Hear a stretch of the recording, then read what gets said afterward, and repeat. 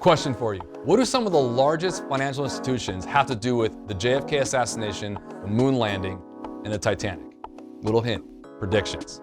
Now, you probably all had a conversation with a friend or a colleague over the water cooler conversation or at the bar. But guess what? Financial institutions also have predictions about the stock market.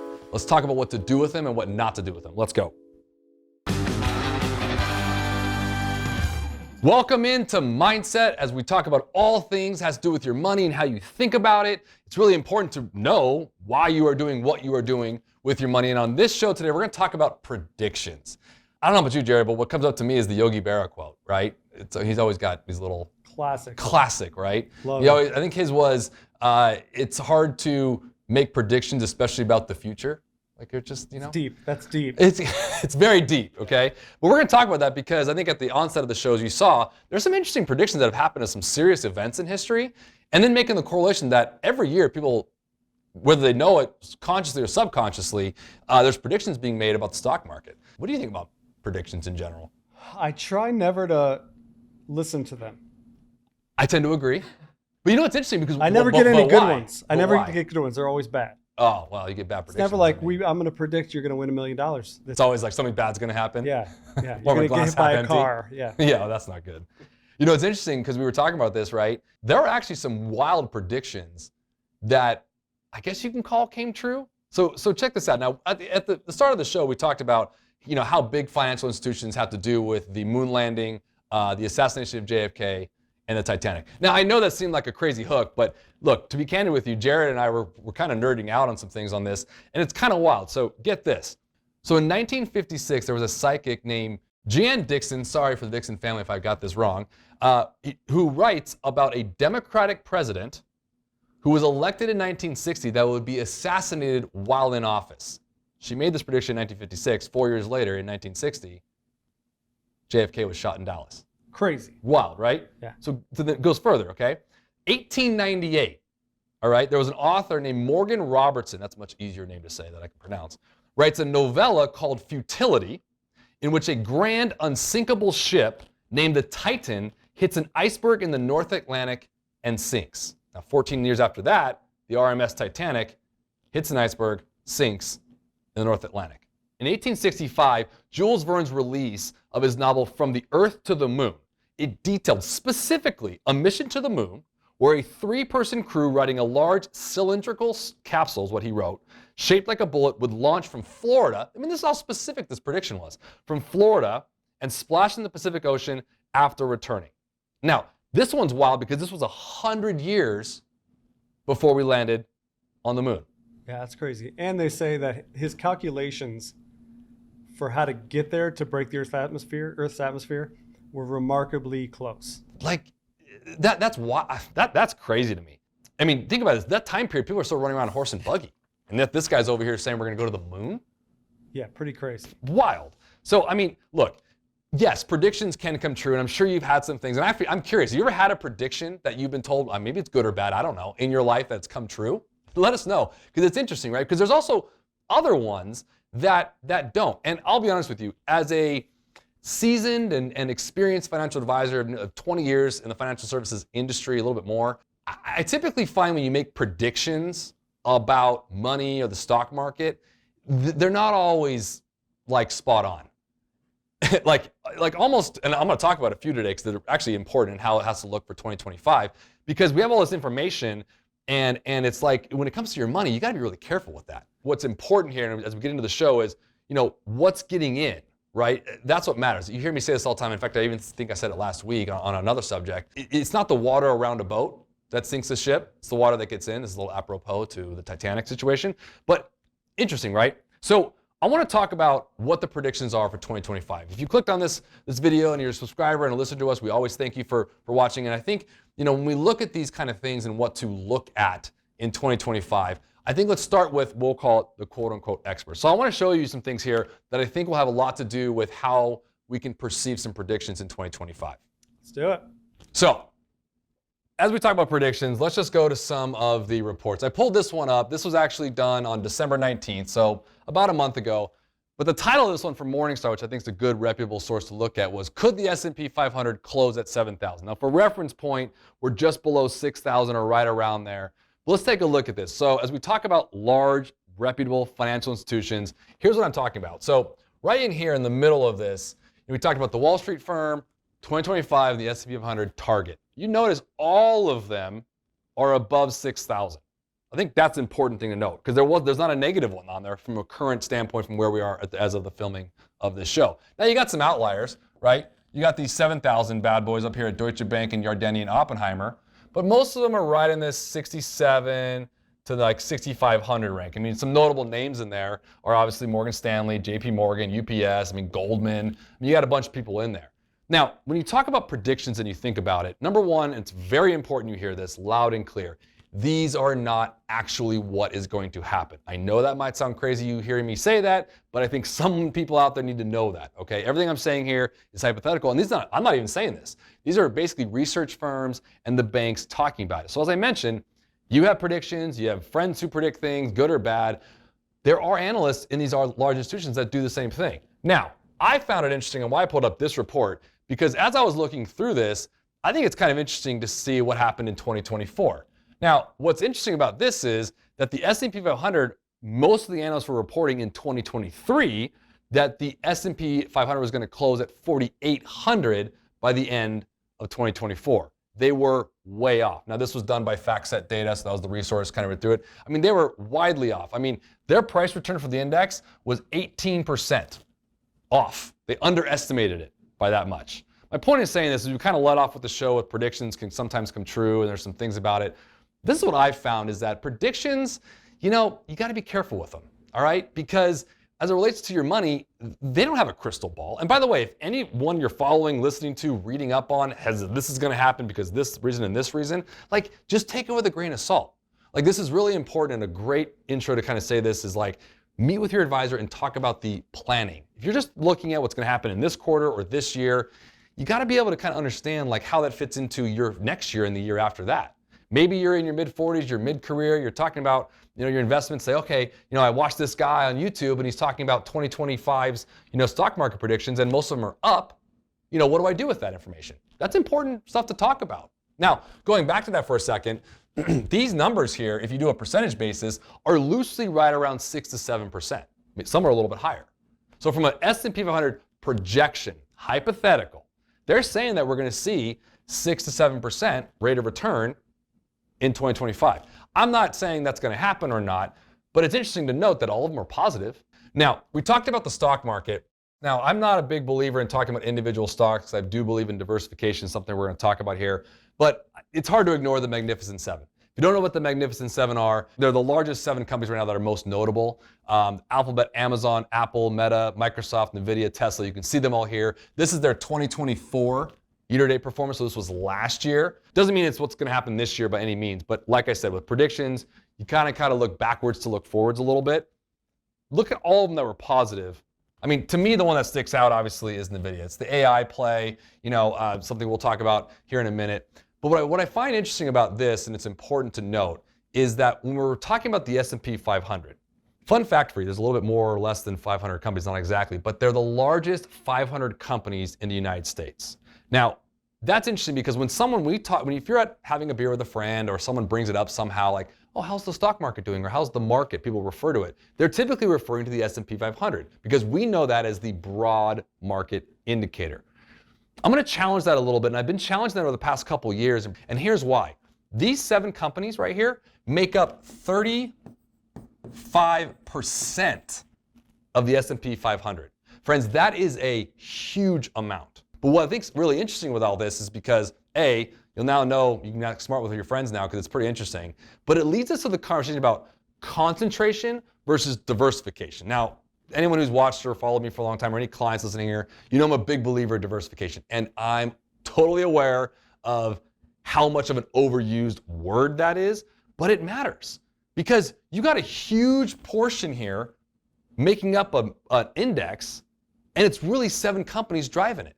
So I think it's interesting to note, you got to look at the equal weighted S&P 500, and the numbers are vastly different. Just a little fun fact for you, but talk with your advisor about that. Look through that and make sure you know what you're benchmarking your maybe diversified portfolio against.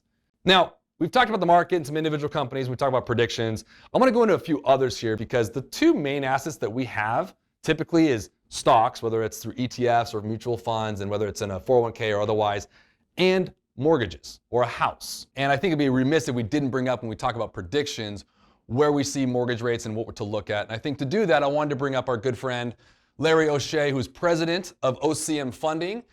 Larry, thanks for joining us, man. Hey, Barrett, great to be here.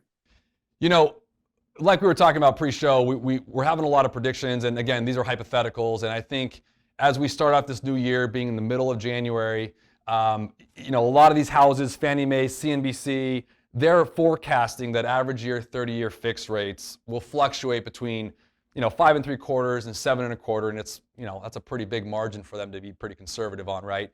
But I just want to kind of get your take and the stuff that we've talked about with clients.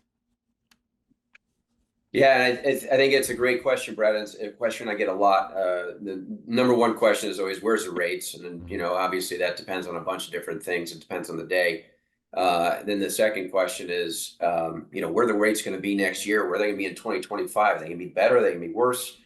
And then a lot of people, we've talked about this all the time, you and I do. It's like people hear, oh, the Fed's lowered the rates. Well, the Fed rate's a different rate. Yeah. You've, I'm sure, informed your clients. You know, the reason I think that there's such a wide gap that the quote unquote experts are putting on that, you know, 5 3/4 up to 7 1/4 is it's you know, there's a new administration coming in. There's a new Fed chairman, most likely. You know, predicting those numbers is very difficult. You know, from everything that I've seen, up until about late November, they were calling for the Fed rates to go down, you know, 100 basis points next year. And while those don't directly tell us what the mortgage rates are, they tell us they give us an idea of where they're going to go, and they're going to go down. And what tends to happen in the bond market that does actually determine the rates is people they're basically banking on anticipation, and they hear numbers. And you know what happened, I think it was December 18th was the last Fed meeting when they came out and they lowered the Fed funds rate by 1/4. And the immediate reaction in the bond market, the mortgage-backed security bond market, was it trashed the rates. It blew up. We're crazy. And everybody says, you know, the phone rings off the hook. Hey, I heard it's down another 1/4%. I'm like, well, the Fed funds, that's an overnight rate. That is down. The mortgage rates actually bumped up. I want to talk about that for a second, not to interject, but I think it's really good for our viewers to hear that because I don't think they're hearing it a lot. When you see a federal funds rate being lowered, in very simple terms, how would you describe the difference between the Fed funds rate and what we see being quote unquote lowered, and how that doesn't directly transfer to, you know, Jim and Mary Smith going in to getting a mortgage? In normal circumstances, it doesn't directly, they don't walk in lockstep. Lately, they've been even worse. They've been, you know, and all it is it's an overnight rate. And what happened back in December, on December 18th, was, yes, it went down, but the Fed came out and they were hawkish on where things are going to go next year. So while as of, I believe it was their November meeting, it may have been the October meeting, they said, oh, it's going to be 100 basis points. We're going to lower it next year on the Fed funds rate. They came out on December 18th of the end of last year and basically said, we're going 50 basis points. And out of the 19 Fed chairmen, 10 of them said that. And basically that's where it's going to go next year. So what happened was all the people that hold these bonds basically said, whoa, wait. So they jumped out. And so I think the short-term effect is going to be the rates will have spiked up a little bit and then they'll probably come down.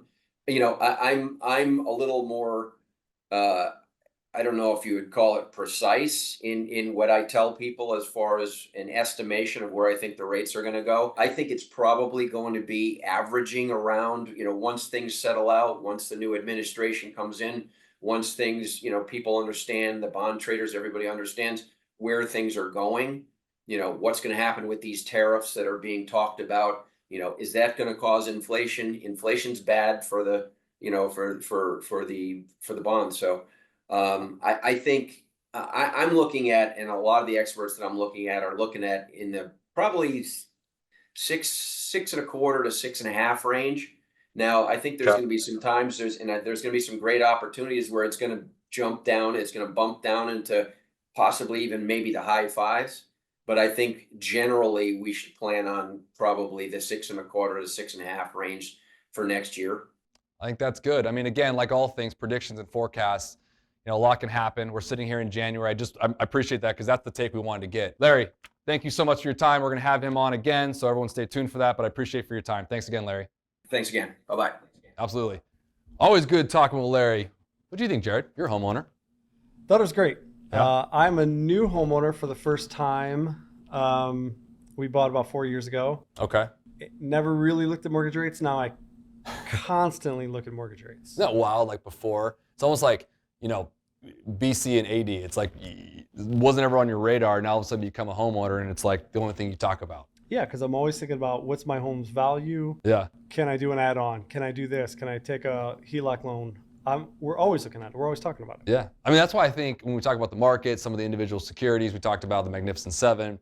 I think that's probably on most people's minds, right? I'm a homeowner as well. It's like it's constantly you're thinking about it. And I think over the past 2 years in particular, it's been thrown in our face with this historic exponential rise. Like we haven't seen that before. Most people don't realize like the rise we had over the past 20 or so odd months in interest rates was historic. Yeah. I mean, that was a steep increase. Now, one thing I was bringing up with Larry too, and we've talked about this privately, but a couple of years ago when you talk about these rates, remember the word artificial? It was like artificially low. Like we all just glanced over that adjective. They were artificial. It was a whole thing about supply and demand. It was a whole thing about monetary policy and putting money into the system. When you put that much money into the system, you're going to push rates down and have artificially low, which also stems to things like inflation and recession, which I think we should talk about. Yeah, and I think it's funny now. People are like 7%, 8%. I mean, Yeah. if you look back, I mean, I've heard stories of my parents and aunts and uncles buying houses at 18, 20. Oh, in the 80s, like with the Fed, with Volcker, and heading into Reagan, like what Volcker did in the 80s when it comes to inflation and rates, and that was actually pretty impressive because the federal funds rate is one tool. I think just to be clear before we end this idea off of mortgage rates and the Fed funds rate, something that Larry was alluding to, is remember that's only one tool with the Federal Open Market Committee's toolbox. Like they can do some of the things, but it's also controlling the money supply. Most people don't look at it like that, but that's a big factor as well. And in the 80s, like you're talking about, right, there was 13, 14%, 15, 18% mortgages, but it's relative to some extent because there was also 9 or 10% CDs. Yeah. So it's this kind of balancing out. That's why it's interesting to look at history as well as current day. And a couple cool facts I read. Zillow. Everyone should know the name Zillow right now in real estate. That's probably a big one. Houses. Yeah. They're seeing a raise in what they call cozy or small housing. Small housing market is going to be growing. People are looking to downsize. People want to spend less. I thought that was pretty cool. Yeah, makes sense. Also saying the new hot market is going to be the Southwest. People going to the desert. I have no idea why. I hate the desert. Is it weird to me that when you said that, all I think of is Will Ferrell's character at the end of The Office with his like turquoise jewelry. Remember when Michael Scott left and they had like these different Idris Elba was in there, Will Ferrell was in there, all these different cats. He was like a huge lover of the Southwest.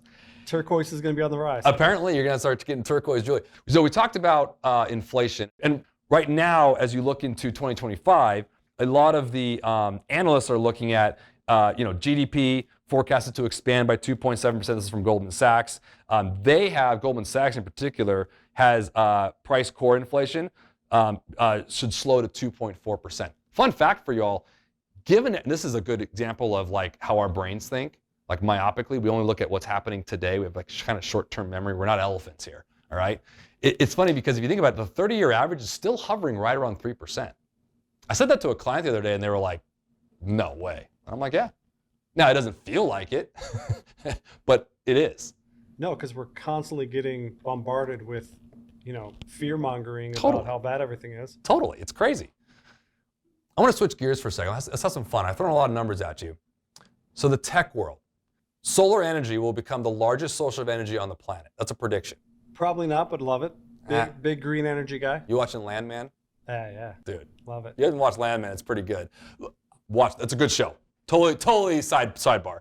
By 2025, this is what it was. The impact of artificial intelligence may peak, fundamentally altering job markets, economies, and daily life. That was a general prediction from a lot of different expert companies. Now, I'm not a big AI. I'm new to the AI game, and quite honestly, I still like the authentic, yellow pad writing it down. When you get an email from me, it's actually written by me. I could tell when someone's writing an AI email. AI, I've seen it in the entertainment industry, the arts. It's scary how fast it's putting people out of business. I agree with you. And I will say this, when it comes to our world of financial advising and investing, people think, oh, I'll just ask AI what they think is going to happen or how to manage it. And look, to be candid with you, it's obviously smart. It's a supercomputer. It's basically pulling from all different resources. Even me out there in the universe talking about things, it'll pull from things I might say, right? It's pulling from everything. But when something happens, that phone call that keeps sound, of mind, again, the psychology is always something that I don't think a computer can take over. But like, what if you had an app that said, here's $100, I don't know, put in a percentage, like I want to see it grow 1% over a year, and you could just walk away and it could guarantee that. I don't think it could guarantee, by the way, if that word out there or anything, be very careful, friends. Anytime the G word to me is a troublesome one. When you guarantee anything, especially in the investment world, that's scary. That's why, I'm a big, look, you probably see all of our disclosures and everything like that. Like, we're just spitballing here, right? It's interesting, and we're going to see some things like that, but I just will always go back to it. And look, I've seen enough in my 20 years already of technology changes, of how this works, from a lot of different ways. And I may be proven wrong. You might have some things to say as well. Having that person to call and just kind of give you the sound counsel that's not a computer or not spitting out some, I don't know. I still think it's there. Well, I always tell people AI will never replace plumbers and electricians. And the trades are, I totally agree with that. Trades are safe. That's 100% true. You came across some interesting ones, didn't you? Oh, I found a couple really fun ones. A little scary. Ooh, fun. Let's go. Nostradamus. Yeah. You've heard? Yeah. He had some 2025 predictions. He had 2025 predictions? 2025 predictions. Okay. Severe global challenges. Quote, the ancient plague will be worse than enemies. Eesh. Indicating Europe may face another pandemic along with cruel wars. So Europe, be careful. Watch out. Jeez. A woman by the name of Baba Vanga. Say that 5 times fast. A blind Bulgarian oracle, often called the Nostradamus of the Balkans. Did you find this? So she's legit to me. She's legit. Yeah, okay. Yeah. I like it. I'm invested. She said the end times will begin in 2025. Foresaw a catastrophic war in Europe. So that's 2 for Europe. Just watch out. Yikes. Not all doom and gloom from Baba. Oh, yeah? Some positivity, finally. Why are all predictions like this so negative? That's why I like Baba. She's got some good ones okay. here. Could be the year humanity makes contact with aliens. Dude, that's wild. What's going on in Jersey last month? Remember that? Possibly during a major sporting event. Huh. So you're at the ball game, look up, you never know. And Brad, you're a sports guy. I am. Who do you got for World Series in 2025, the winner? Ooh. Okay. I'm going to go Dodgers. And I'm going to take a wild stab on this one. I'm going to go Detroit.